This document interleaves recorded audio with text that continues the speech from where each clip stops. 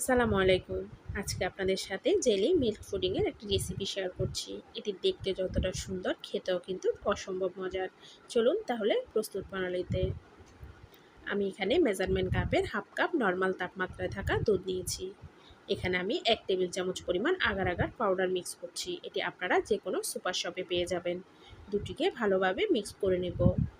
অন্য একটা পাত্রে আমি 1.5 কাপ পরিমাণ নরমাল দুধ দিয়ে দিচ্ছি। দুধটা আমি আগে থেকে জাল করে নিয়েছিলাম। আর আগার আগার সহকারে আমি এখানে 2 কাপ দুধের পুডিং তৈরি করব।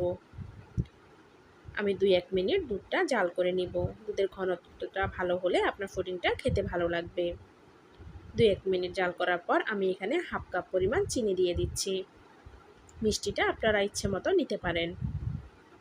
চিনিটা গলে যাওয়ার পর জন্য কিছুক্ষণ অপেক্ষা করে নেড়েচেড়ে নিব। এ পর্যায়ে দিয়ে দিচ্ছি 1 চা চামচ পরিমাণ ভ্যানিলা এসেন্স। এ পর্যায়ে দিয়ে দিচ্ছি দুধ মেশানো আগার আগার পাউডারটা। এটি দেওয়ার পর একদমই নাড়াচাড়া বন্ধ করা যাবে না, অনবরত নাড়তে হবে, না হয় এটি সাইড বা নিচ থেকে লেগে যেতে পারে। আর বেশিক্ষণ জাল করা যাবে না আগার আগার দেওয়ার পরে। আমি যে পাত্রে পুডিংটা সেট করব সেই পাত্রে আমি এবার আগার আগার মেশানো দুধটা ঢেলে দিচ্ছি। এটা আমি প্রায় 1 ঘন্টার মতো রেস্টে রেখে দিব।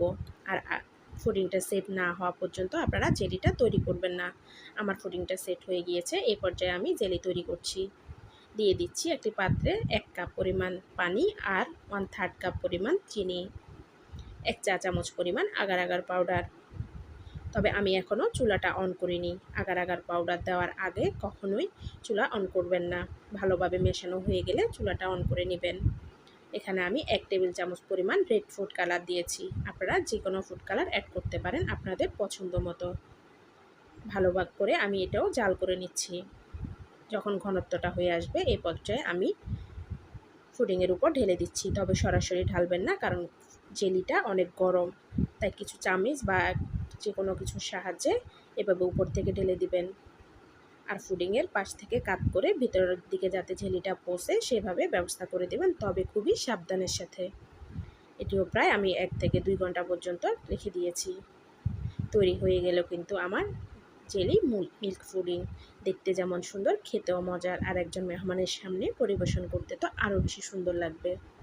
ভিডিওটি যদি ভালো লাগে অবশ্যই আমার চ্যানেলটি সাবস্ক্রাইব করতে কিন্তু ভুলবেন না।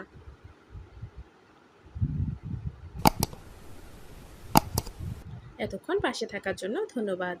আসসালামু আলাইকুম।